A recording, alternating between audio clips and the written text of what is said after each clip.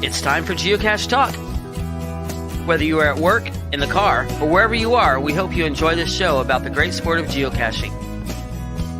If you're watching live on YouTube, you can be part of the adventure tonight in the chat room and participate with others as they watch the show. If you are listening later, please give it a like and subscribe on your favorite podcasting app so that you can get all of the weekly Geocache Talk goodness. If you have not become a patron of the Geocache Talk Network, what are you waiting for? Patron levels start as low as a Bison Tube level at $3 a month. To sign up is easy. Simply go to the Geocache Talk website and click on the Become a Patron button, or go to patreon.com/Geocache Talk. Patrons now get the famous Blackout coin, invites to special events, and other really great items throughout the year. Become a patron today. Have you subscribed to FTF Magazine yet? FTF Magazine is the #1 geocaching magazine available. It is a quarterly magazine that you can be part of. Submit your geocaching milestones and adventures to be published. FTF Magazine is also interactive with puzzles to solve and the hunt to find Spartacus. If you can solve the puzzle or find Spartacus, then you will be entered in to win a special pack tag. Every new subscription, you will receive a special swag pack. Subscribing is easy. Just visit FTF's website, ftfgeo.com. Don't miss out and subscribe today. Big thanks to Derek, Baker 6 Clan, for producing and for the opening. And our featured patrons, None of It Tidy, Carrot Killer, Dave and Karen of Cache Canada. Shout out to Canada tonight. Team Tailwagger, Black Chrome, Super Nate, The Twonky, Burnt Turtles, Cazelli, Acme Wild Cachers, and our new patrons, Deckers, Steelers Chick, and Flowers 22. There you go. Let's jump right into show 268, Geocaching Paradise. Paradises. Paradises or just paradise? I think we're going to have multiple paradises tonight. I suspect we have different opinions of what that means as well. So Yes, we do. But we will get to that discussion here in a moment. Canada.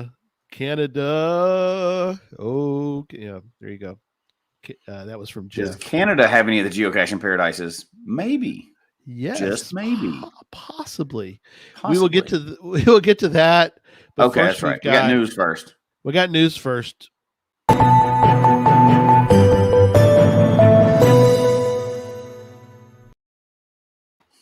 We actually got quite a bit of news, so we'll get through it as quickly as possible to get to the, as Scott would tell us, get to the point of the show, which we are in the point of the show, but we will get to the meat of tonight's topic here in a moment. We do have some notes that we need to give to people and to pass along.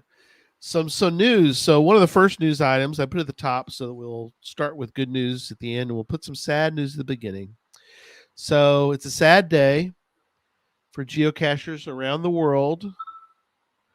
The cache with the highest number of favorite points in the world was the Lego statue in Berlin at Legoland, the Lego giraffe.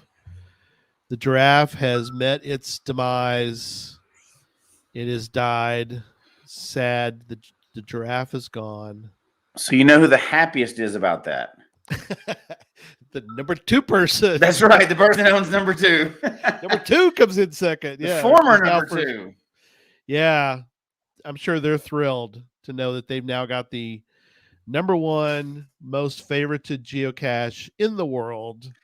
That would be pretty neat, right? That's a pretty neat distinction to have. I think it would be too. In case you were wondering, I'll put it in the chat room and I'll put it in a banner. It's kind of like Onin Mingo or one of those caches like that.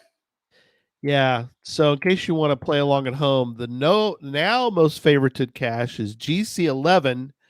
J is in Jasmer. M is in Multi. 6. GC11 JM6. So yes, where in the world correct. could that second most favorited cache, former second most favorited, now the most favorited cache?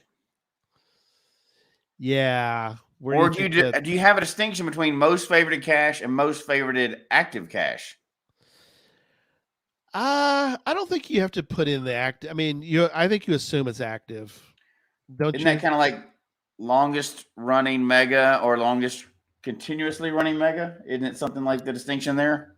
Yeah, some people like that distinction. Huh. Let's see. A hobby full of stat nerds. I think we fall into that category. I Yeah, really we do think do. we fall into that category.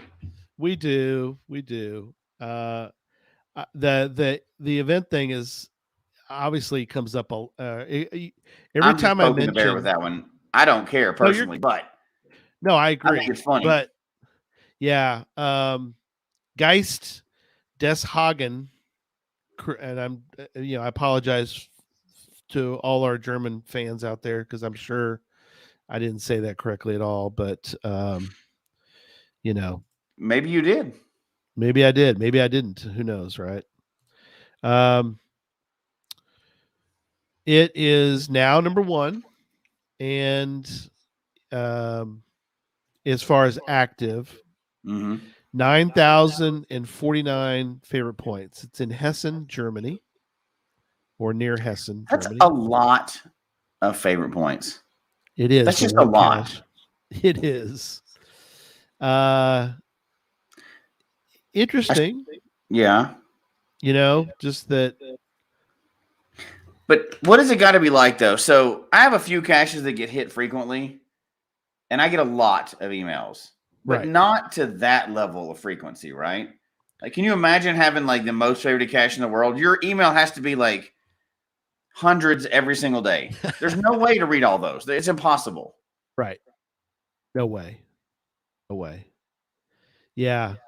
So, 9,049. There you go. So, anyway, all right. There check it out. It's in the show notes, and I put a note. It's near Frankfurt, apparently. So, now is the highest number of favorite points, and as far as active cache in the world. All right. Next up is Podcast of Hope. Jesse, this is going to be hopefully not a shock to your system, but we're only 6 weeks. That is a shock to the system, actually. But I 6. I look forward to it every year. So I do too. And my plan is always I don't drink anything. I'll just be dehydrated for 8 straight hours, but there's no real. I mean, we that can is not obviously my plan. pop off and pop back on, kind of thing. I mean, we don't leave the we might walk away from the show, but the show's not going. It doesn't go off. So I will drink the whole time and most likely eat 3 times within that 8-hour span. So and disappear for a moment. it just is what it is, right? I'll do this number where I like lean Right. over the side, take a little bite, come back on camera. Right, come back. Yeah. So we're only 6 weeks away. We have secured all the superstars, and it's a great lineup. We're going to announce the lineup, but we are waiting on a couple of people to give their final confirmation for that. And I think we're close. I think next week. Did The Rock ever call back? The Rock has not gotten back to me. Oh my gosh, how inconsiderate about that. It's not like he's busy or anything, making like 8 movies a month. So yeah, really. The other thing is that, but we've got some great. I mean, I'm dying to spill some beans, but we're gonna wait.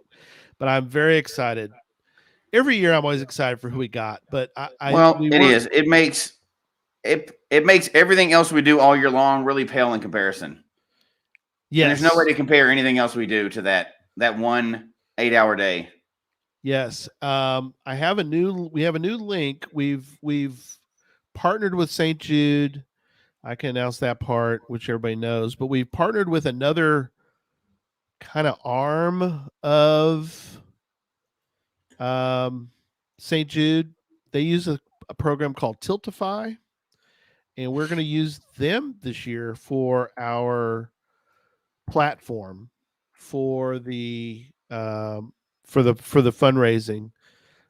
It is active. I'm putting it now into the chat room to read. I also have a banner for it. I will bring that up now, which is the donate.tiltify.com / at Geocache Talk Podcast to Hope 2021. It's on the bottom of the screen there. So I'm not going to put all that out there. But the reason I'm mentioning that is because Tiltify will give us a lot of cool extras that we'll be able to do this year during the Podcast to Hope. So we're very excited. We met with St. Jude. Derek and I met with them briefly last week, and they're very excited about Podcast to Hope. They have another arm of their fundraising, which Alsac. Yeah, you're familiar with them, Alsac. Yeah. So they have a couple people who specialize in online podcast type. They're trying to do more of that. Yeah. Versus the 5K runs, which are fabulous and all those. Absolutely. Those are all great. But they're wanting to kind of branch out and do some of these social media type fundraisers. St. Jude, they're an excellent steward of their money. So they're always looking for ways to raise money and help out with the least amount of overhead. Right. Right. Like you see a lot of these, and you can look it all up, right? But you see a lot of charities, and they have a huge amount of overhead. They're paying people big, expensive salaries and everything else. St. Jude is really good about spending every bit that they can towards what it's supposed to be spent for, which is helping families and researching cancer. Exactly. Among other things, and we'll talk about that more as time goes on and that night. But they research more than just childhood cancer. They do other things too.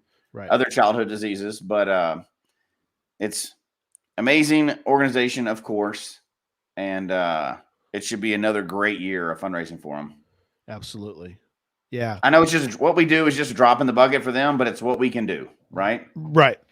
Yeah, we're shooting this year for 10,000, which is amazing to say.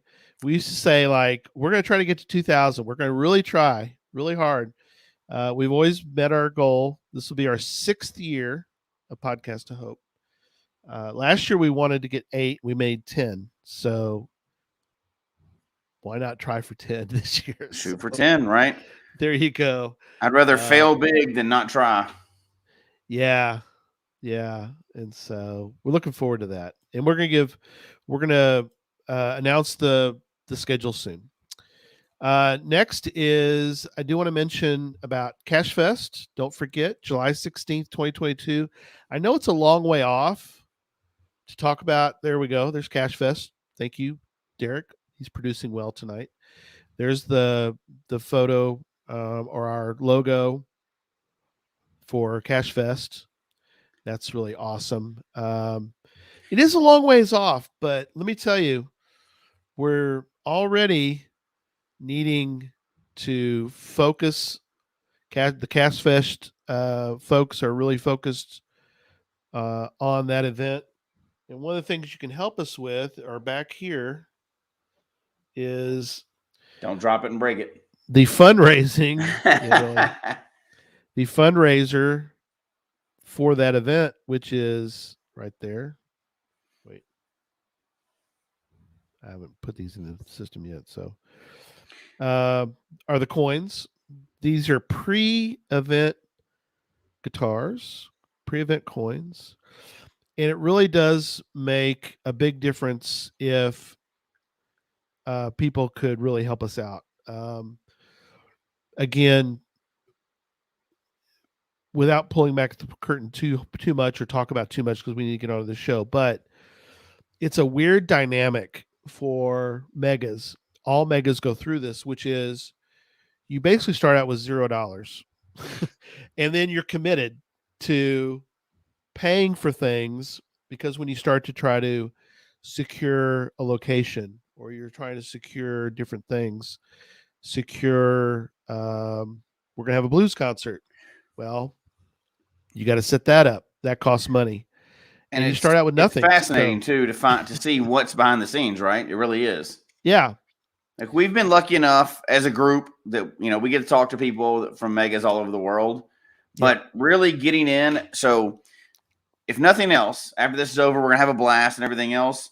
We're gonna have a lot. It's like a deep dive investigation into the mega world of geocaching, right? So the information that we're getting out of it from our rear ends being on the line from this one is going to be huge, and I can't wait to really. I know, I don't think everybody would want to hear that. All the information, like that would be a boring show. Like you're doing all the 6 months worth of prep work. Yeah. But maybe we'll do a couple of like patron podcasts where we can, the people that are actually interested in it, right, we can do like a deep dive into here's what really goes on behind the scenes of a mega. Right. And with $0. Hey, that's not negative. 0 is not negative, so that's great. Yeah. But I think it's going to be fascinating to be able to tell people from the perspective of, podcasts that's helping do this and behind the scenes and butts on the line. We're going to be able to give them the nitty gritty. So not everybody would be interested in that, but I think the patrons, because, the patrons have been around for a long time. They're deep into the game. People that have been in the game for a long time. I think we'll be able to give them, really enlighten people on the world of megas, right? Because you don't know unless you've been involved what's going on with them. And we always say that, volunteer, help them out, buy packages, stuff like that, so we can have these big parties. It's like chipping in for beer in college. Everybody has to chip in so you can get that keg. But there's so much more logistically that goes on to this than like hosting a local event. That I think it's fascinating. I think we're going to be able to. Obviously, we won't be experts after one, but we'll have a deep knowledge that we never could have done just by helping other people. So I agree. It'll give us information for some really good shows. So that's going to be fun. And hopefully we don't go broke doing it. So that's good. Right. Yeah. Hopefully we don't go broke. I mean, we have a lot. Gary is independently rich, but the rest of us aren't. So we can't take that chance. No. But maybe people in the public are interested in it, but we'll do a deeper one because there's so much there's hours worth of knowledge we've got to pass on now that we didn't have before, and we've been doing it for a long time. So I think it'll be fascinating in the future, but in between now and then, there's going to be tons of stuff going on. And in July, we're going to be so ready to party. It's not even going to be funny. I hope everybody's there, right? Yeah. We've got a great crew. We actually are starting to build roadies, which we're calling for the volunteers. I love the theme. Yeah. We have some roadie managers already on that have been built that have joined the crew. Julia Bailey's one that's kind of our main roadie manager. She's fired up. She's so great at handling a lot of the volunteer work. It's going to be great. I mean, it really is going to be a great event. So definitely plan to be there. And it's a unique opportunity to really get behind the curtain for everybody, right? We all get to, because we have the platform that we get to show everybody behind the curtain as it goes. So, yeah.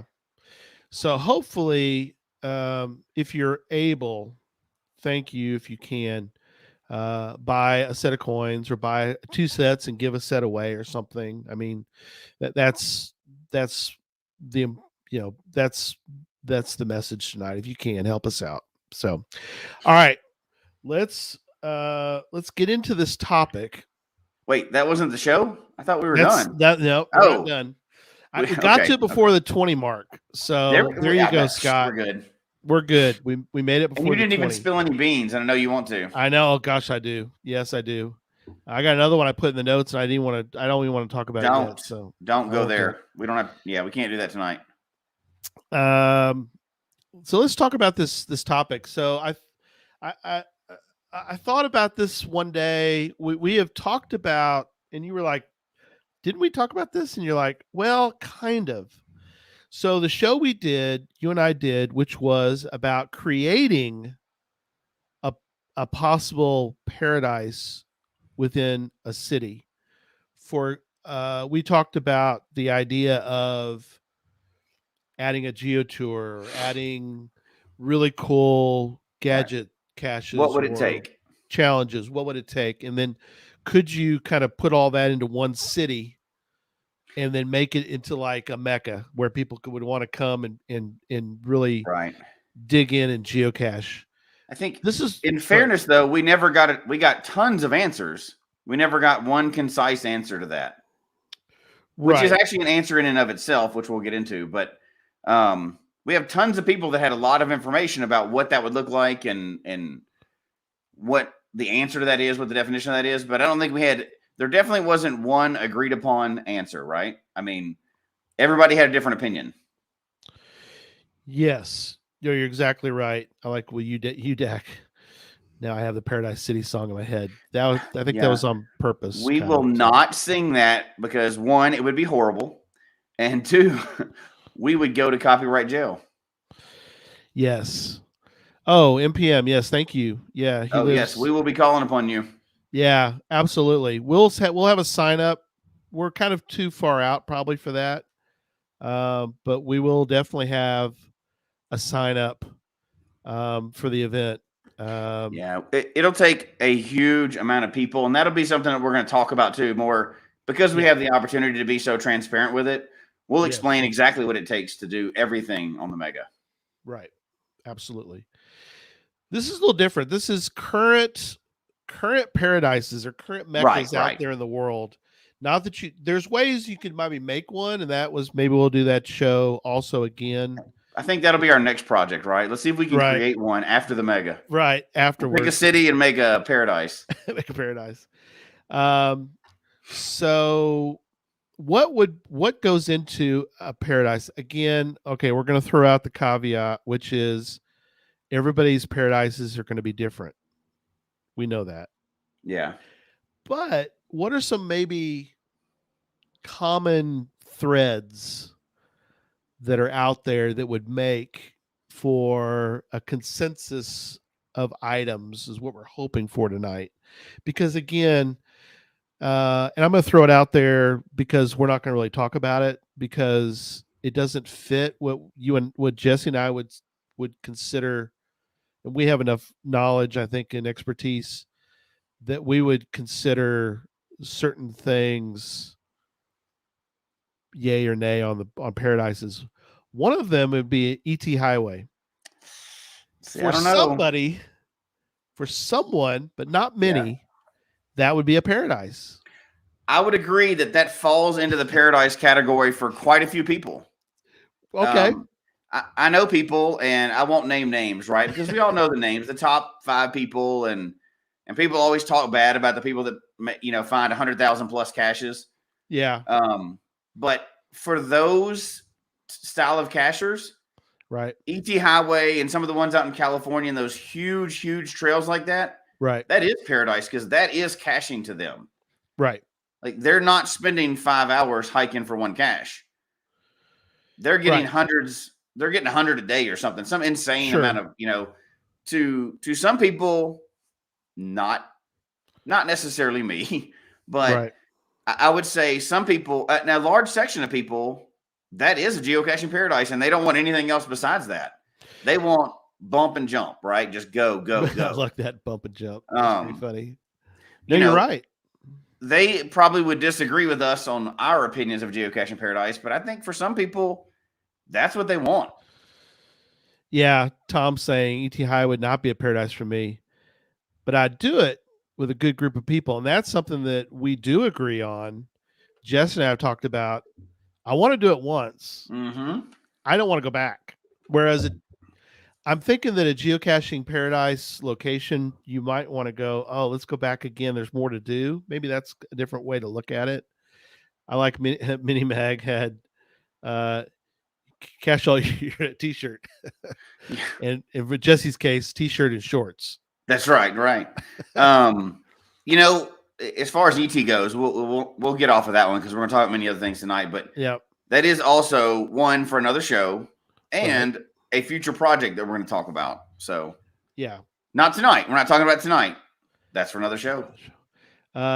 Joyful Nomad, who will get mentioned later in that part of the topic tonight.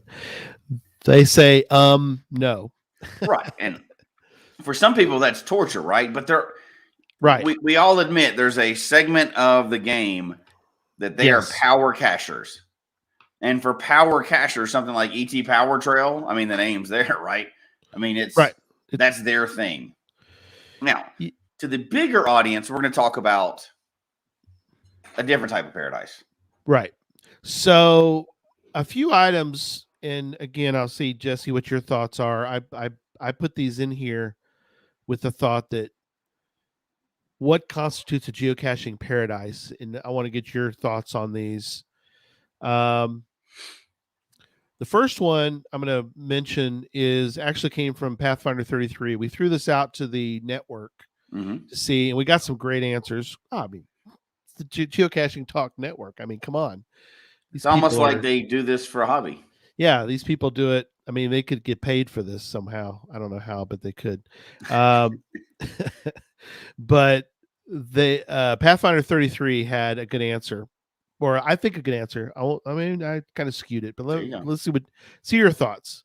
All right. Pathfinder 33. Charles says this: when I look at cities that fall into this quote paradise unquote, I look for things like proximity to year 2000 caches. We'll go through them one at a Yes. time. What do you see that as a? Absolutely. Yeah, I agree. So, like, if you're thinking just year 2000 caches, the San Francisco area and the Boston area, obviously up, northwest, that area on the coasts, you can get a bunch, more than most states have altogether outside around those cities. Right. And if you're that kind of cacher, which I definitely am, I love the year 2000 ones. I think Me it's too. just that we can do a whole show. We do 20 shows on that easy. But Yep. If you're looking for that to me, that's huge. If I'm deciding between two cities, and I know we're going to talk about more, but if I'm deciding between two cities and one has 2 or 1 and one Right. has like 5, boom. I mean, if I'm just picking just based on geocaching, I'd go for the 5 in a heartbeat. I would Yeah. drive many, many hours if I had a chance to get 5 wrapped into one trip. That's huge for year 2000 caches. And you look at like a Boston or a San Francisco, Sacramento area, they have a bunch in one area. That's worth going out there just for those caches and nothing else. Although there's tons of other stuff, but yeah, I think year 2000 caches, those are a hopefully not dwindling, but a very rare commodity in the game. There's only so many, right? They're not making any more of those. Exactly. Yeah, that's a good way to put it. To me, that's like the highest on my list probably is year 2000 caches. That's a good paradise item. What about this? What about webcams, old virtuals, and caches with more than 250 favorite points is the other thing that Charles mentioned. Yeah, for me, and I'll see what you say, but webcams, yes, because we're under 100 in the U.S. and in our country, those are very rare and those are dwindling. So I try my best never to pass by one of those. I don't travel to get a bunch of them, but that's definitely a bonus. If I'm tipping the scales in favor, webcam would be, to me, way more important than old virtuals because they've re-released virtuals. And you can get a ton of virtuals. And there's not technically a distinction between the old ones and new ones, is in my mind for any way I play. And then cash with more than 250 favorite points. That's neat. But, after we just talked about one with 12,000 favorite points, it sounds kind of weak in comparison, right? Yeah. But yes, high favorite points are good, but I don't cache by favorite points unless there's nothing else to distinguish them. Sure. If that makes sense. Yeah, it makes sense. That's a good way to put it because there's, and we'll get into more of this in a minute, but I think that caches with high favorite points, it's an indicator. I don't think it's a perfect indicator. Yeah. Because when I started to look at this, a couple things came about. I went to Project GC and I looked for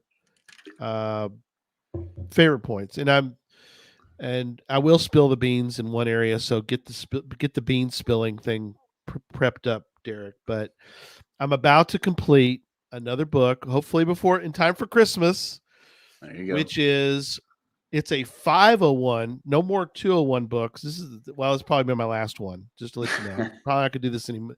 It's my last one, I think. It's a 501 geocaches to find before you die. It's a U.S. version. We obviously we have a lot of international. Thank you, international people. Mm-hmm. But I did want to put out one more. This one is based on the states. So instead of by type. instead by type, I'm doing it by state. And I'm finding out a lot of interesting things. So anyway, that's coming out here in a few weeks, hopefully in time for Christmas.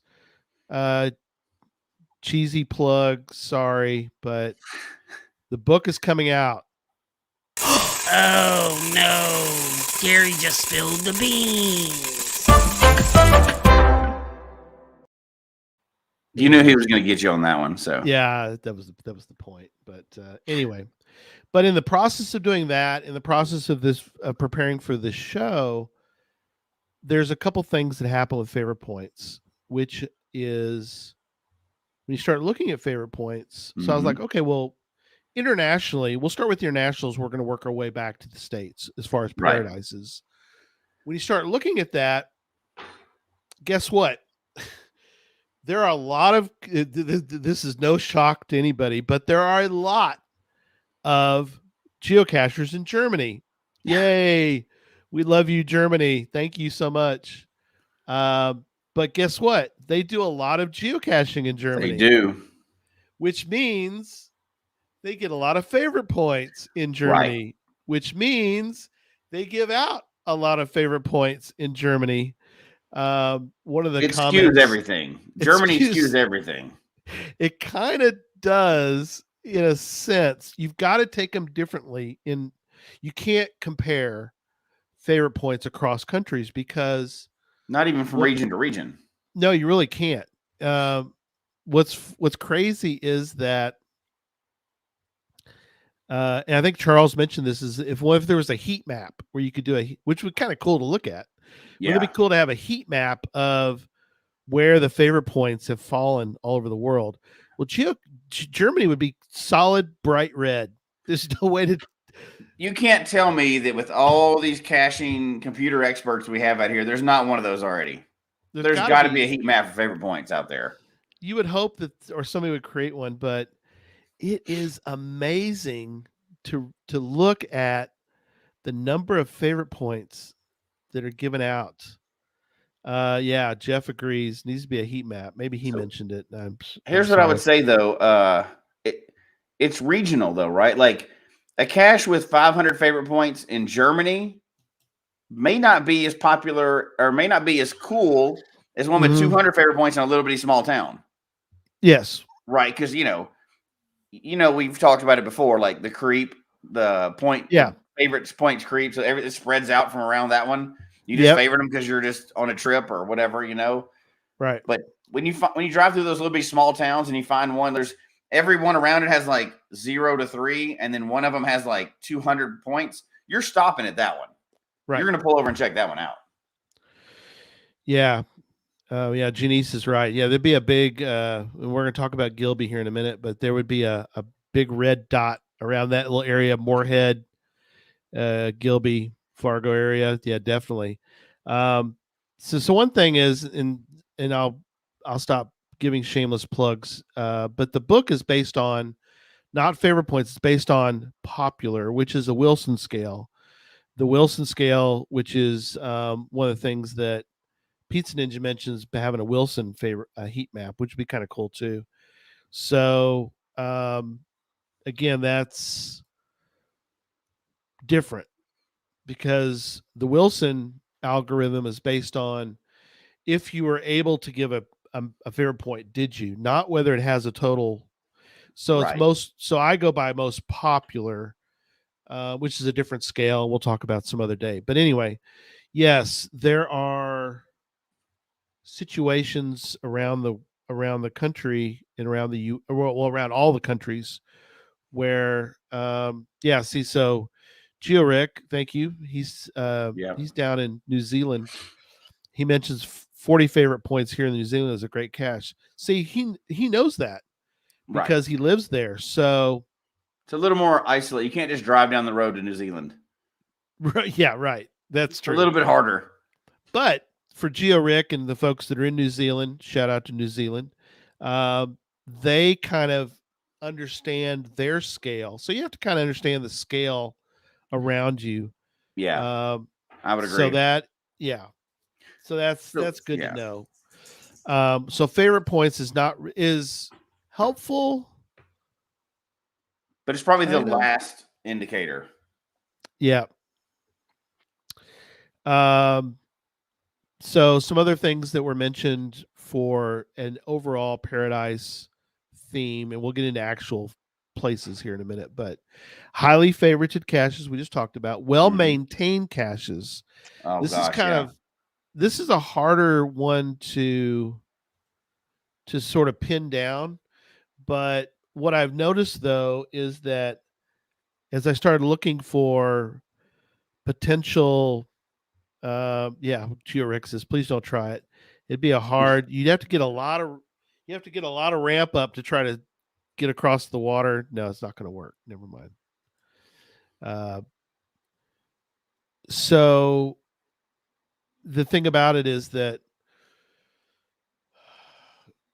there are these areas that I looked at that I was like, well, maybe this might be considered a paradise. When I started looking around at them, there were a lot of not maintained caches. And so Yeah. as I was reading logs, there was a lot of this caches in disrepair. This needs to be fixed, blah, blah, blah.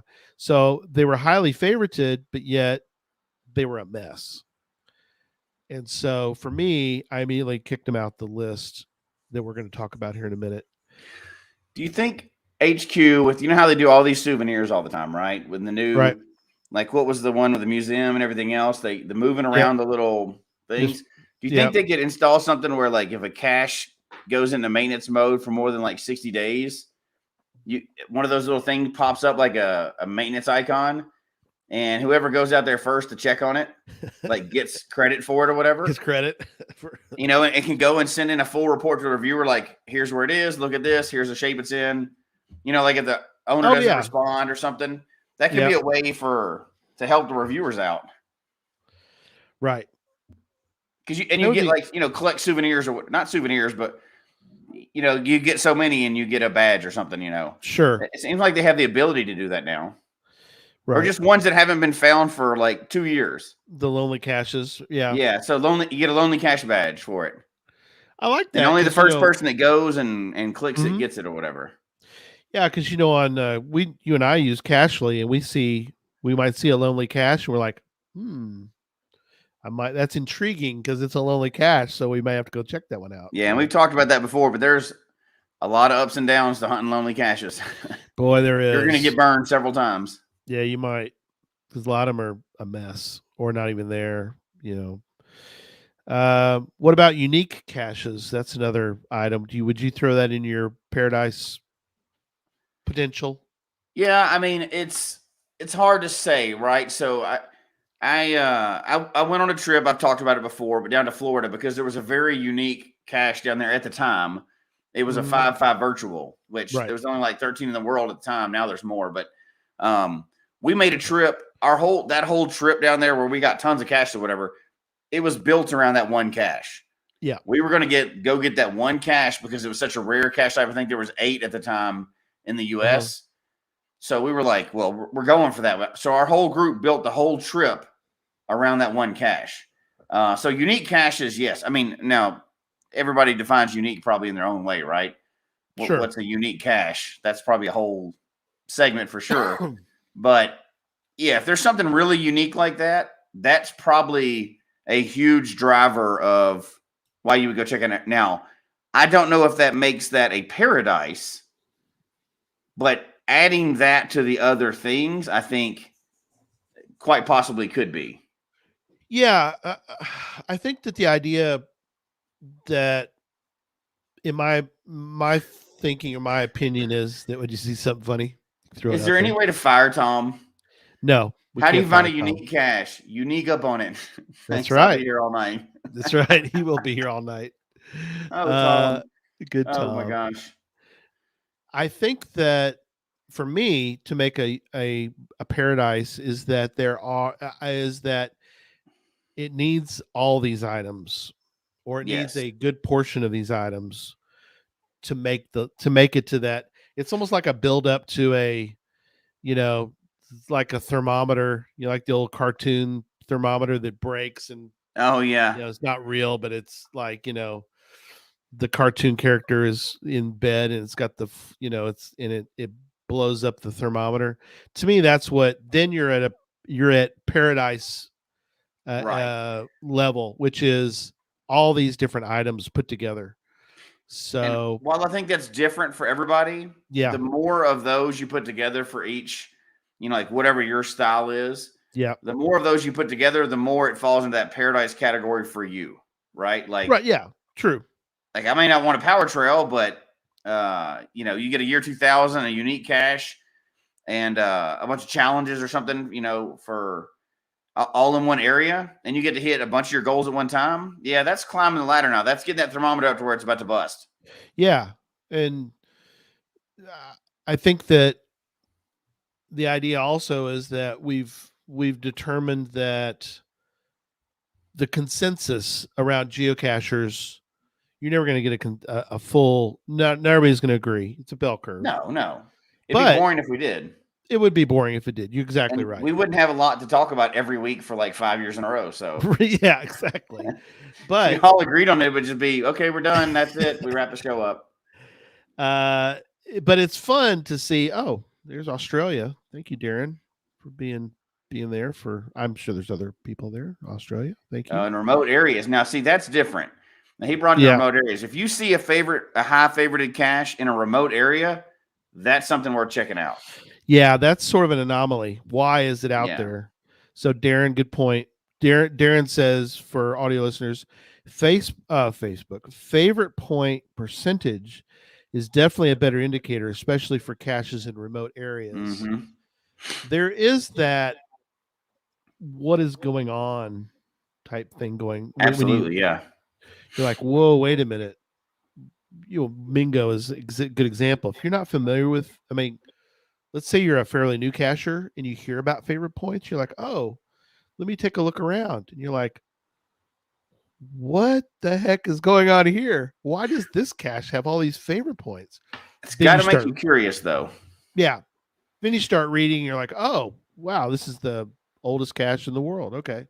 Oldest active cache in the world. Have you ever found a cache, and you don't have to name the cache if you have, where it had tons of favorite points, so you went to find it, and you got there, and you found it, and you still don't know why it had all those favorite points? Oh, yeah. Absolutely. Okay. Absolutely. I'm like, why?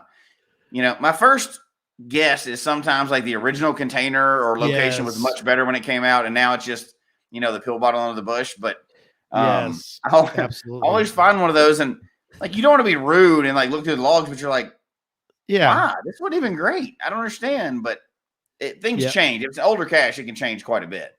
Right. No, that's very true. I've got one, sadly, that I probably need to go ahead and archive it because it's been out there for a little while now. The original container was unbelievable. Now it's a regular container. Yeah. And people probably look at that and go, why is this got a bunch of favorite points? So yeah, I've got my cache. I would rather archive it and do something new and have it kind of languish as like it used to be a good cache. Yeah. I know that's getting off topic or whatever, but maybe we need to talk soon about, we've done it. We talk about this at the beginning of the year, like at the end of the year every year. When is it time to go ahead and clean your game board and start over brand new? So maybe we'll have that coming up.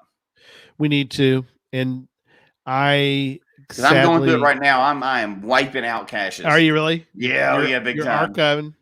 You're the archiving a bunch of them right now. I put a cache out this week, and oh my gosh, I thought about you, Jesse, because I was out in the middle of the jungle. I thought about calling Texas. Well, there is a little bit of jungle. Trust me. Hey, there was a point where I was like, should I just turn around? Because I'm not making headway. I'm going through too many trees, Mm-hmm. And so I thought about calling the cache "Welcome to the Jungle," kinda, because you're kind of in the jungle. I love it. But I end up going with a different name. But I was covered head to toe in stuff. I got poison ivy. I got all the. I got all of it. Yeah, Force Awakens. Now I got Welcome to the Jungle in my head. But hopefully that one will turn into. It's got some favorite points on it. Two finds, 2 favorite points. So good 100% start. so far. Good start. It's a little challenging, but you need challenging caches once in a while. So what is all right. what is the terrain on a Texas jungle? A Texas jungle. It turned out that it's only a 2.5. 2.5. 2 or 2.5? Well, it's 2.5 for the terrain. It's 2 for the difficulty. Okay, 2.5. Okay. For me personally, putting the thing out is like a 4 because I had a plan. I won't go too far into this, but I had a plan because I have a cache in this area, and I was like, and I have permission to put it there. But I was like, I want to put another cache out here because hey, it's fair game now because once you get approval for an area, it's kind of like the parks for me in town. Is if I have the parks department says you can put caches in anywhere. Wait, what are you talking about? Approval? I don't understand that. Yeah, part. Approval. Yeah, that's for another show too. But you ask somebody to put it out there? I don't understand. Yeah, you do. That's what you do. I haven't heard about that yet. That must be the new rules. That's the new rule. So I'm thinking, I'll just go 528 feet past the one I put out. No. I was out there. I was like, and there's the creek, and I'm like, okay, I'm gonna skirt the creek, but then the trees are just thick as can be, and I'm like, oh gosh. And so now you understand the hard part of that, right? You have to maintain that cache. You have to go out there every time something goes wrong with it. Yeah, that's true. So anyway, I turned around and came back, and I found another spot, which is more of a 2.5. But for me personally, I made this big trip, got a lot of good steps, a lot of good. It was a real good fitness cache for me because I made a roundabout trip to make this cache. So anyway, it was fun, but not a paradise item. But still, that constitutes starting to get a paradise started, right? There you go. You got to start somewhere. Yep. There's got to be a first cache. So a couple more items. We're going to get into actual locations. Cache variety. What are we kind of talked about unique caches. What about a variety of caches as a I'm one of those people that it really changes year to year and even season to season, or even what I'm currently working on for challenges as far as what I want. Yeah. Like challenge caches we mentioned earlier. I have built trips completely around challenge caches. There's some huge challenge trails out there. Utah is one of them I went to, and they had a ton. I think it's Jacob Barlow out there in Utah that has a ton of challenges out there, like a couple hundred that you can get in an area. Now, It's not like 528 feet, but it's all over the Salt Lake City area and then throughout Utah or whatever. Okay. So really pretty country, but for challenges, it's a challenge paradise. Oh, okay. There's all kinds of them. He put tons. If they're still out there, I don't know if they're still out there now or not, but they were years ago. And it's, as far as challenges go, you can't go wrong with that. I know there's a few other challenge trails out there too, right? Big, long challenge trails. But if you're a challenge cacher and that's what you like doing, you may not want that variety at that time. But if you can go and sign 1,000 challenges or 400 challenges, in a week, right, you can work on that for years, and you will be working on that for years. So to me, that would be one of them. Yeah. And it's always neat when you go on a trip to an area, if you can get all the cache types, during that trip. Yeah. Whether you're trying to get a souvenir badge or whatever, or trying to do a challenge or whatever, it's neat to check all those off. So I would say variety is a thing. Yeah. I'd add it to the item that would make the thermometer explode. I would add that. It would be lower on the scale for me. Like if we were going to actually make a ranking of this, that could be an interesting poll that we do later. If the top 12 items, rank them as how you would put in, the top 5. Right. What would constitute? Yeah, that could be interesting to see. Yeah. It'd be interesting to see how it's different, not only per cacher, but per region. Yeah. No, I agree. Like in the U.S., we don't even need to put multi-caches on the list. But if you go overseas, multi-cache is going to be up towards the top. So they're right. Well, it depends on when you say overseas. Some countries they're all can be very different. Yeah, I meant Cache types UK, Europe area. That yeah, the they UK, like them so much more than people here we tend do. to do. Yeah, no, that's true. All right, so we're going to mention a few places, some that I put on there. We'll discuss. First one is Hanover. We're all familiar, or should most people are familiar with the paradise type place of Hanover, Germany. Obviously, because Joshua made it popular, geocaching vlogger, by going to Hanover. That is a Cache Rising, one of our sponsors. Has made Hanover a great hotspot for that Geo Tour, plus these unbelievably cool gadget caches that are in Hanover. Ridiculous. Those are Yeah. Those aren't even real caches. That's just like fairy tale stuff. It's not real. That's just a fake Right. YouTube video. But it does bring up another thing, right? So that we haven't mentioned yet, and I've seen it personally, but not on that scale, is the community's reaction to geocaching. So yes, Hanover is all bought into it, right? They're 100% right. bought in. And we're going to talk about some more that are too, but one of the we have a local city here. We're not doing it anymore, so I won't get deep into it, but in Colorado, we have an annual camp out. And every weekend that we have that camp out every year, it's not a mega. So they did not want it to be a mega specifically because it's too small for that area. Right. But like when you come into town for that weekend, on the main sign into town, it says, "Welcome, Geocachers. We're glad to see you back." And when the city or the town adopts geocaching, at least even for a weekend, right, and it's a real geocaching friendly city, that right there that's in the top 2 or 3 for me. If you know ahead of time, like everybody there loves geocachers, that makes it more of a paradise easily. Right. I agree. Yeah, but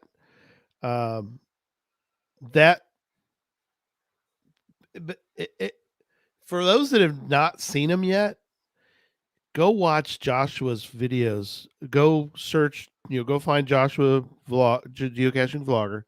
Go for the Hanovers and watch them. Unbelievable caches. I mean, like you said, Jesse's like, I can't believe they exist. Yeah, that doesn't even to me, that doesn't even reconcile the geocaching that I know. I've never seen anything in my life in my career of geocaching that elaborate. I can't even imagine that being real. I mean, obviously it is because we talked to Joshua, right? But yeah, here's when you talk about signs, maybe think about the this sign is in Rome, Georgia. How often do you get to see that in public? Oh yeah, welcome 2021 Geocachers, Rome, Georgia. I mean, it's like, talk about we always joke about being a niche sport. Well, not only that, it's supposed to be undercover, right? It's supposed to be sneaky. Right. But to see something like that in person, that may cue people in that somebody's in town that weekend. Exactly. But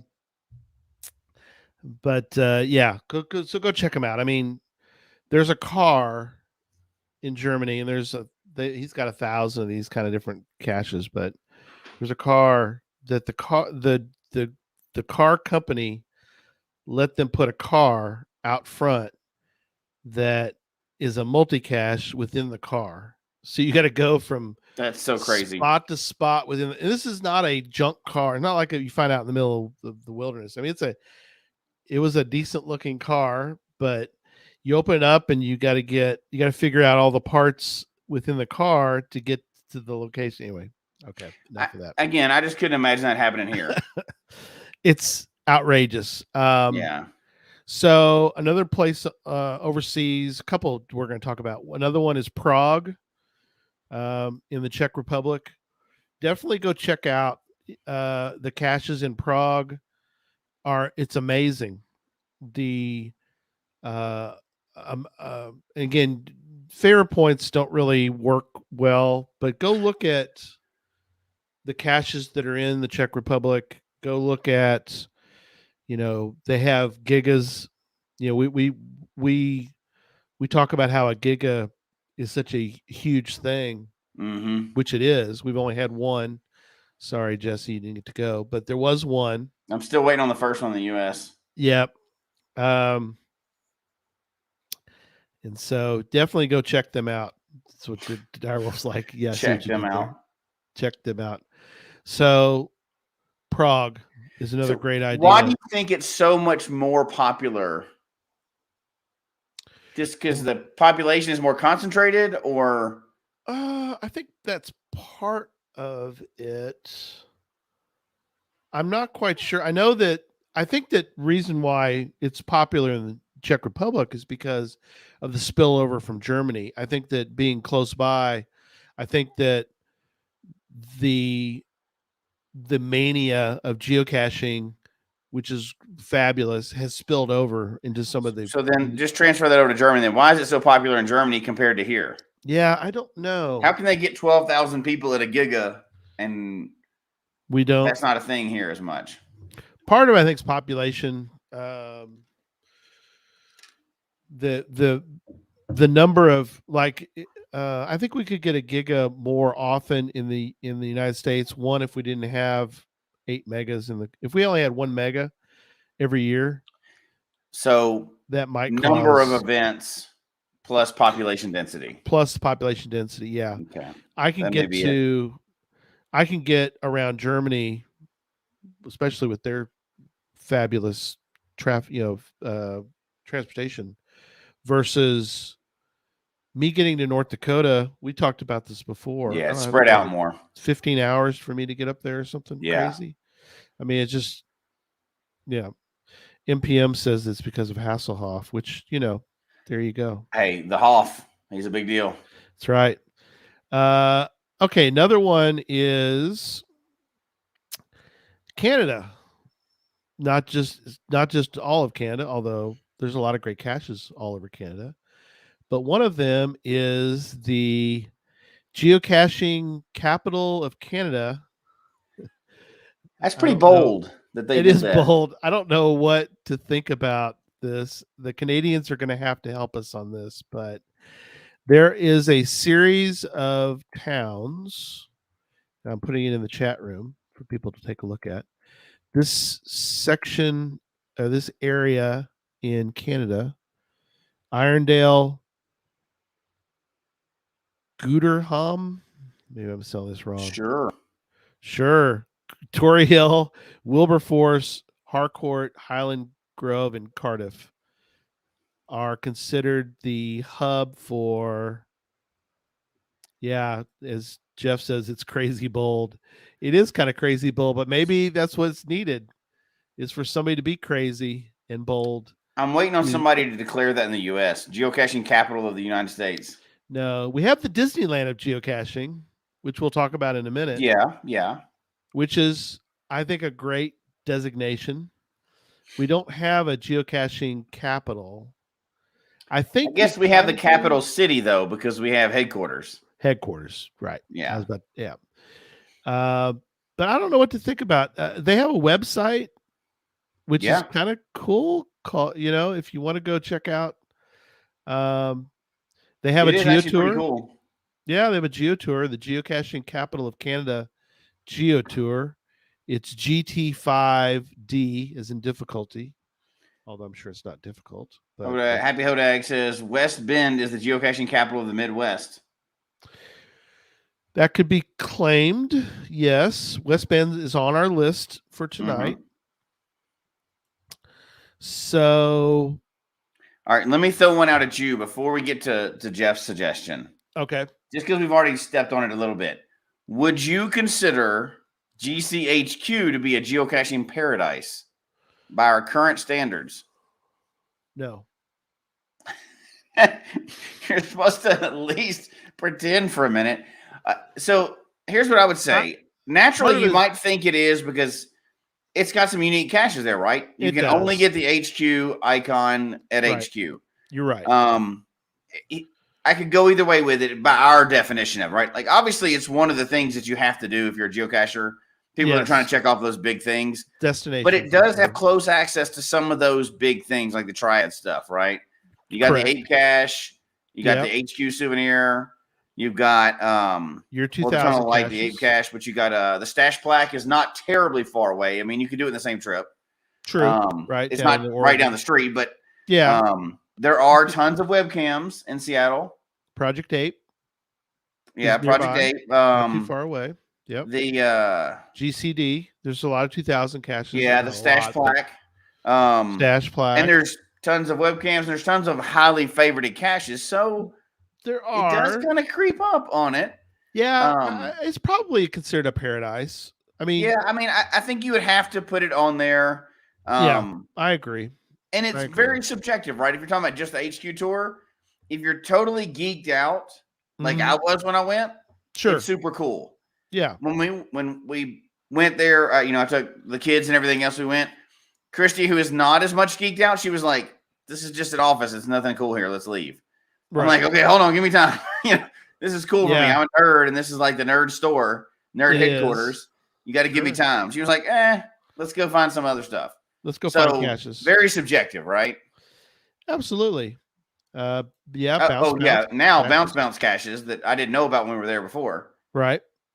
So there's your highly favorited gadget caches. Yeah. So I guess I'm gonna change I guess you changed my mind. I would say it is a geocaching paradise because they're gonna have some of the old year 2000s there as well. So it does kind of hit all of them. It kind of does. You're right. It does. Yeah. At first, that was my instinct too. I was like, "Oh, that doesn't meet," and then actually, it kind of does. It kind of does. You're right. So yeah, geocaching HQ. Those kind of, I wouldn't say cheating, but it's kind of, it's it kind of. Well, again, they should be able to stack the deck. In fairness, it does. They own the game. So. They own the game. So yeah, you're right. Lori says the HQ tour is great. Yeah, some of the original ones are gone. Some of them were missing when I went and did the tour too. Yeah. But so we'll count that one for sure as a paradise. I see that. Now let's take a step back and Jeff's suggestion of Iceland. So, and the reason why I suggested it is because of the crazy earth caches that are there. Right. And they have a bunch. It's not a huge country. Nope. They have a bunch of really awesome, high favorited earth caches there. Yes. I think that fits. Okay. Because they're so spectacular, right? Like, as far as earth caches go, those are like the bounce of earth caches. Right. Like, you're going to go and you're going to, holy crap, this is not like the rest of them that I go to, right? Right. These are incredible. I mean, they have an active volcano that has an earth cache there. I mean, how beat the concentration of really awesome earth caches that are there. And I haven't been to Iceland. I've just seen people's videos. I'm super jealous. I want to go. I do too. But when I go, I'm going for an earth cache tour. I may get other caches while I'm there, but I'm going for an earth cache tour. Yeah, me too. That's it's Iceland. I mean, the videos there are ridiculous. You can just sit and watch the videos for quite a while if you're into that. Yes. It's extremely impressive. Now, I don't know if they have super old caches. I don't know if they have a bunch of gadget caches. But I think that trumps it because you're not going to get that collection of those type of caches anywhere else, probably. Right. And part of it too, which we're not going to be able to get to tonight, but I think for me factors in is the location plus the caches. Is that a way to? Well, can I do geocaching. That? Of course it does. It should. The location absolutely has to count. Yeah, I think it does. It definitely enhances the geocaching. That paradise spot is enhanced by the fact that it's Iceland, and I think that I like you said, it's on. I think we have to add that to the list too, right? When you're talking about Geocaching Paradise, you have to consider the location, right? If I find 3 caches in the middle of Ohio or 3 caches in Nepal. There's a difference, at least for me anyway. Maybe from Nepal, you're like, "Oh my God, Ohio is awesome," but shout out to Ohio. Not. But sorry about that. There's a difference. I think location has to be one of those top qualifiers for paradise, right? And of course, every cache should take you to somewhere you think is neat. That's part of the theory of it. But not every cache can take you to the top of Everest, right? Right. So there has to be a difference there. Yeah. No, I agree. And I think that to me that factors in. So let's switch gears now. Let's talk about some of the areas in the US that we may or may not consider paradises. We're going to throw it out there. So not that these are bad Yeah. spots. We'll No, caveat of course here. not. Yeah. But These it's are going to great. hit a different segment. It will. And whether it kind of breaks the thermometer or not, maybe it doesn't break the thermometer. Maybe it's just a cool place. So the first one I want to ask you about is Berkeley County, West Virginia, Yeah. aka We all know about that, right? WV Timland, Mm-hmm. which is got highly favorited gadget caches. Yes. A So lot of them. I think you have to qualify this as a paradise, right? I want to go there, but if I'm picking between Iceland and Berkeley County, West Virginia, I'm going to Iceland every day. Sure. It not just because it's Iceland and I've never been there, but to me, I love gadget. It depends on who I'm caching with. If I'm caching with my daughter, I will do gadget caches all day long because they're really neat to do. Right. If I'm going and I get to just pick for me personally, I'm going to be hiking. I'm going to be going out into nature. I'm going to, Yeah. I may not get but one cache per day, but but if you're into especially if you're family caching, there's no way you can convince me that Berkeley is not a geocaching paradise. Right. If you see the reactions on those videos and like Josh's and everybody's videos that are out there, yeah. I mean, it's overload of fun in those areas that you don't get in such a concentrated area, right? Sure. I think it fits. The weather, and I don't know if this factors in. You tell me, but do these paradise locations, do they require them to be somewhere where I want to go back once in a while? For example, let's say I've been to Iceland. Let's say I did everything I wanted to do in Iceland for me personally. Mm-hmm. I did all the earth caches. Maybe it's no longer a paradise for me to go there. I've done it all. I'm not buying that one. Okay. So are you going to go to HQ multiple times?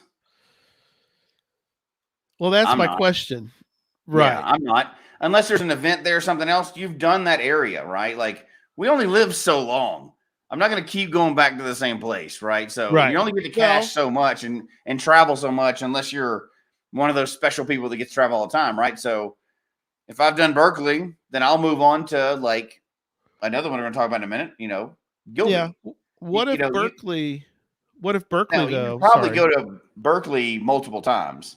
That was my question is what if 5 years from now, and please don't, Tim, if you're doing this, but let's say in 5 years, all the caches are different now in Berkeley County. I do believe he does keep his updated and changes them up so people can come back. He does. And there's a lot of them that sadly have been damaged and he's not replaced them. He's going to, he goes on, he moves on versus going back to Iceland. I know it's probably a bad example because I'd love to go to Iceland multiple times. I know right now I'd go in a heartbeat. I know, but let's just say that for sake of argument, nobody's refreshing the Earth cache map. And once you found them all Earth cache wise, there might be an extra one pop up now and then, but. Okay. So I'm going to throw one back at you then. All right. ET Power Trail. Even if you've been and you found like 5,000 caches, people add to that constantly. It's constantly growing. So would you go? People don't realize. So you could go back and find another 1,000 or so, and you don't consider that to be a paradise. So now I know we're changing it up a little bit, but does that make it more or less of a paradise in your opinion? It probably makes it more, but it doesn't break the. It's not your paradise. It's not my paradise, but it could be a paradise. Could be a paradise for somebody else. Sure, right. I guess. Yeah. So yeah. All right, we got some more to hit. I think Berkeley they should. County. I think they should definitely- archive ET once a year. No, that'd be incredible. Don't even change anything out, right? No, I don't change anything out. Just 10,000 new just- caches out there.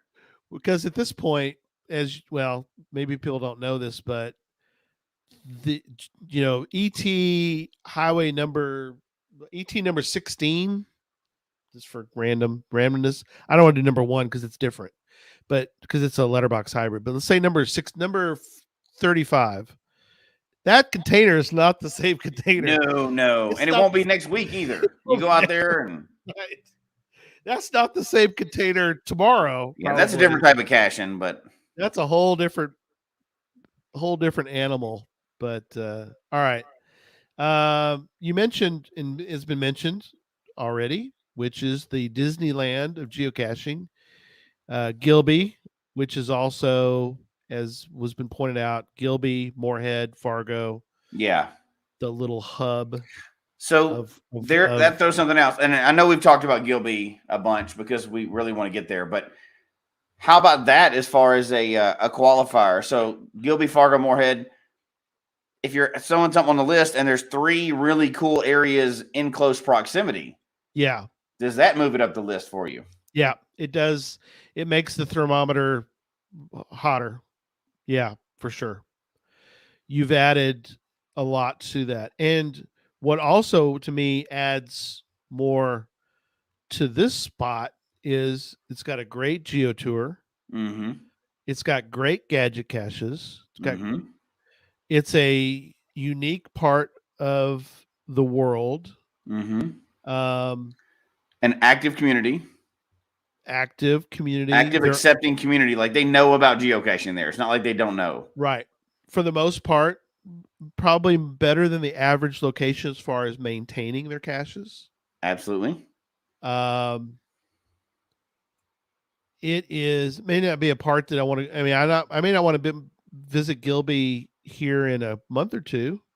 Yeah. When it's -12, but it's an area that I still want to go someday. I mean, I'm not a big fan. I mean, the weather changes, so yeah, a lot of people don't want to come to Texas in July, which I understand. It's kind of like, to me, it's no big deal. Whereas probably people in Gilby and Fargo and Moorhead would be like, well, -12. I mean, it's cold. I mean, prepare. Yeah, you can still make it. I mean, you'll survive it. But it's like, I won't survive -12. I barely survived the snowpocalypse here in Texas, and many of us oh my gosh, barely survived that. Don't get me started on making fun of you. So yes, we both agree that area is, again, there's caches that are so unique that it's sort of like Hanover. The people that have created the caches there, and not just Tri-Caches, there's others too. I mean, that's major. Tri-Caches' caches are incredible, but the geotour was well thought out, well done. Gets a lot of favorite points, which absolutely it should, because it's and not all geotours are similar. That's kind of for another show too. Is that whether you and I think that certain. I mean, I've enjoyed all the geotours I've done, but I definitely have a ranking for them. Oh yeah, they're very different from place to place. Some, I would say, one of the geotours we did would get mixed reactions from me because I think it was sort of thrown together. I believe we should table that. We're almost running out of time. We have a lot to cover still. We'll table that one. Yeah, right. Let's table that one because we can talk about geotours all night. Yeah. Next would be West Bend, Wisconsin. Yep, that's been mentioned, but I mean that's a huge one, right? I mean, it is. I know people go back there every year. They repopulate the board. They do a lot of things. The whole community gets involved in that one. I've heard tons about West Bend. I've never been, but I've heard tons about it, and enough that I definitely want to go. Yeah, it has a unique. Well, let's set aside the event for a minute. They're mega, right. But just West Bend in general a town that is very much embraced geocaching. A lot of favorited caches in a small area. Also has a mega, which is really cool. Has a very different type of mega, which is kind of cool as well. It fits. It breaks the thermometer. Oh yeah, in different ways. for many reasons that we've already listed. Yeah, so that's a huge one too. Yeah, West Bend should be on the list of places to go as far as a geocaching paradise. Now, I don't want to go into. There's a couple of them on this list I'm going to skip for now, and I'll come back to at the end of toward the end of the show. Let me ask you about this. Is an interesting one, and I don't know how. This is almost like saying an entire country, because when when Jeff brought up Iceland, I'm like, well, that's not fair. You bring up a whole country. I mean, shoot, I can. Well, how about Germany? Is that a geocaching paradise? Well, sure, but um, you know, oh, and Jeff brings up a good point: is how many unknown Gilbys out there? I don't know. That's the question. We're gonna talk about a few of those, Jeff, here in a second that I think are maybe a little unknown. We'll see. We'll see. This next one I think is kind of maybe kind of an unknown, and that is, and I didn't know how to define this. So I'm gonna lay out the possibility. You tell me what you think. Okay. It is a conglomeration of cities in Arizona. Okay. They are Phoenix and Scottsdale are two cities that I think, if you take them as a whole, I think become a paradise. Around the Phoenix area, you've got a lot of great caches. You've got a reviewer who is on the ball with Just Finding Our Way, who puts out, which is interesting as far as reviewers go. I mean, I think he can correct me if I'm wrong, but I think as far as a reviewer goes, he puts out incredible caches, which is kind of maybe different, I guess. The reviewers are all different. Some reviewers I don't think put out a lot of personal caches. I don't think some of them have time to put out a lot of caches. Yeah. So there are a lot in that area. Scottsdale, Sea Schooner is a CO, put out a lot of caches in that area. Scottsdale has one called Rocket Man, which is really cool. It has 632 favorite points, 77% favorited. If you look at the favorited versus, you've got quite a list coming up. Yeah. For this late in this show, I'm almost thinking we're gonna have to revisit this and maybe get a couple of these people on here, because I don't know much about some of these that you got. And I don't want to spoil it, right? But if you're gonna say what you're gonna say, but you could. There's some of these I don't know as much about. Yeah, we could definitely do a second show with some different items. Audie mentions Prescott. Yeah, that's a Prescott for sure. Yeah, that's Audie mentions it. Tricassius mentions it. Those are obviously, if Audie, who and Tricassius, two of the greatest cache builders in the ever. Those two guys and families build some of the most incredible. Oh yeah, so there you go. Jasper says, "Yeah, all right, we'll do that." That might be a cool idea. So we're not going to say what they are right now, but there's at least 5 more that we didn't even get to that are really awesome. I wonder if we could get a couple of the COs from each of those and have just like a big roundtable show about geocaching paradises. Yeah, I like that idea. And the thing is, in the notes, you'll see something that I think you saw is that I did put at least a cache owner. Not that they're like the be all end all for that area, but they're one of the major cache owners for these different areas. Here's one that we can't even touch tonight. No, I saw that from Route Jim. 66 or Lincoln Highway of Paradise. So now we're talking about labs. Yeah. Oh, we Yeah. gotta. But that's another show too. Ugh. We gotta do a lab update for sure. Yeah, Because that Adventure is a very Labs. polarized issue, and I love it. Oh, I forgot to mention. Yeah, I didn't update my notes, but I did want to. And you're right, Julio. I forgot to mention it. Ilmop is a new patron too. He was the notes were created, and he became a patron later on. So yes, Okay. you've been added, Julio. I'm sorry, buddy. I forgot. Oh gosh, we can't do that. He just because he joined last week. To update. Yeah, but yeah, Ilmop. Thank you, buddy. I'm sorry about that. Thank you. Yeah, thanks for remembering that. You're So I updating. think we have two. note. Here's the good thing. Yeah, We're almost an hour and a half into this. We're Yep. talking about geocaching paradises, and we've run out of time. There's so many.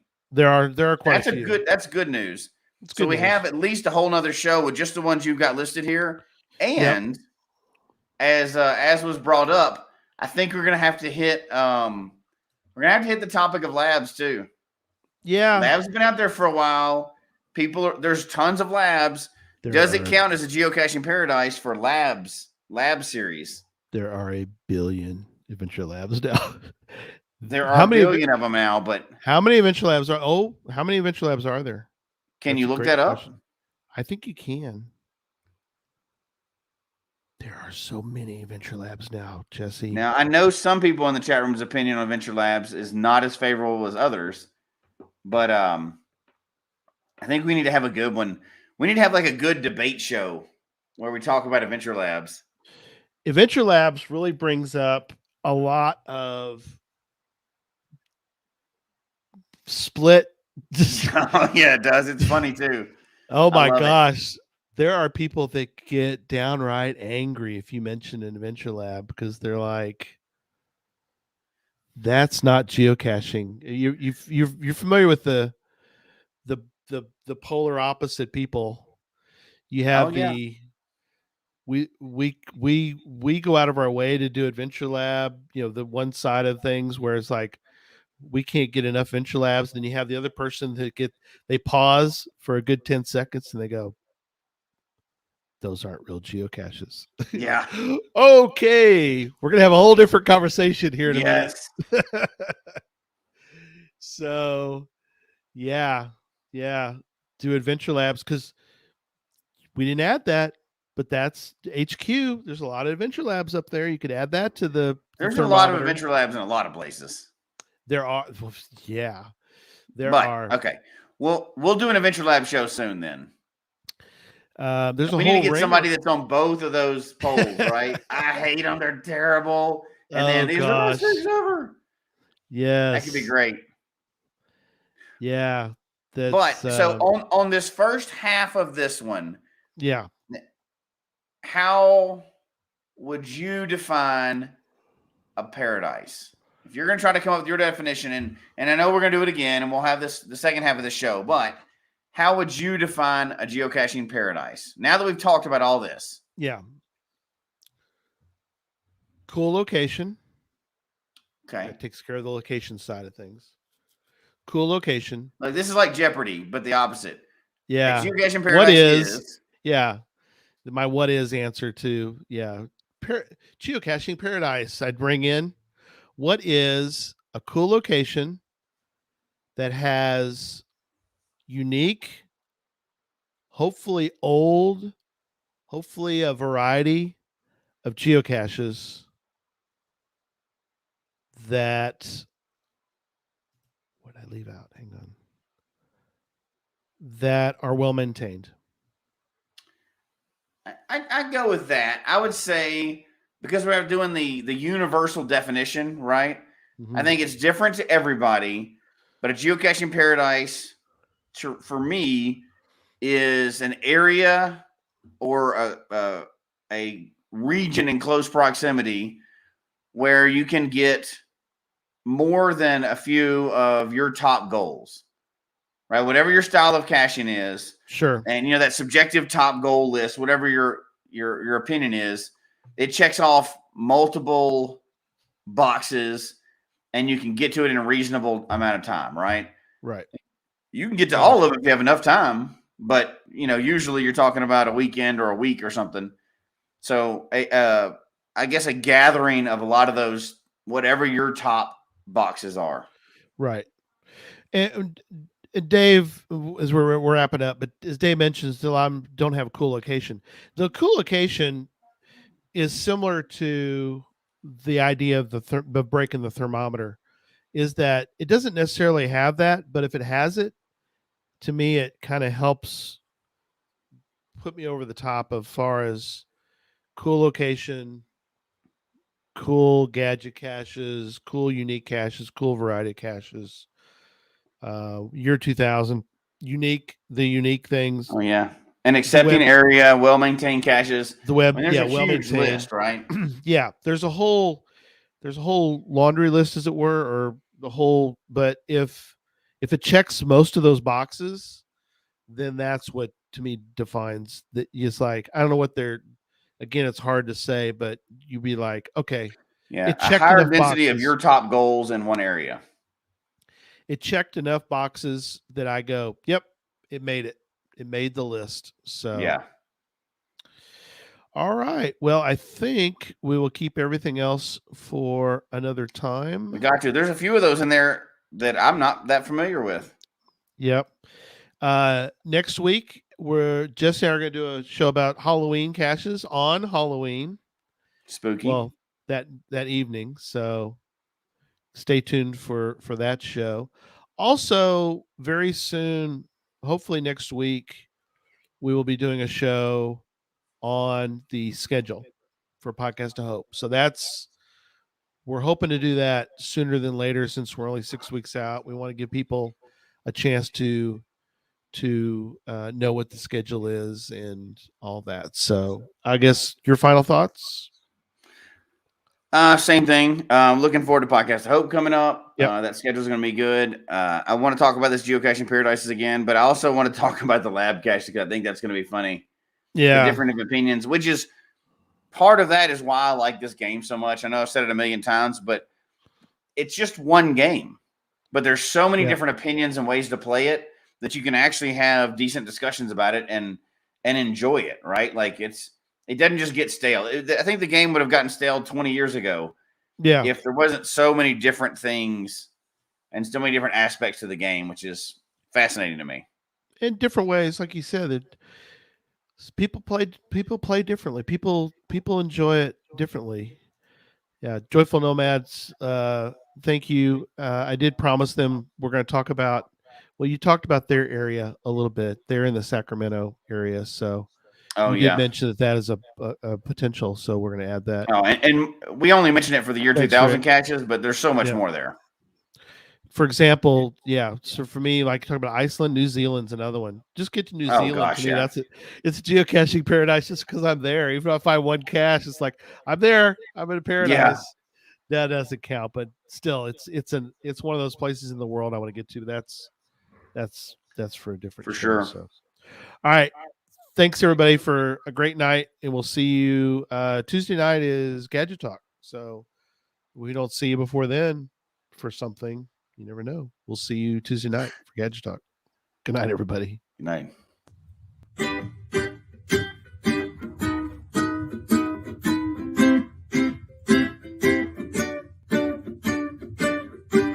May your finds be many and your DNFs be few.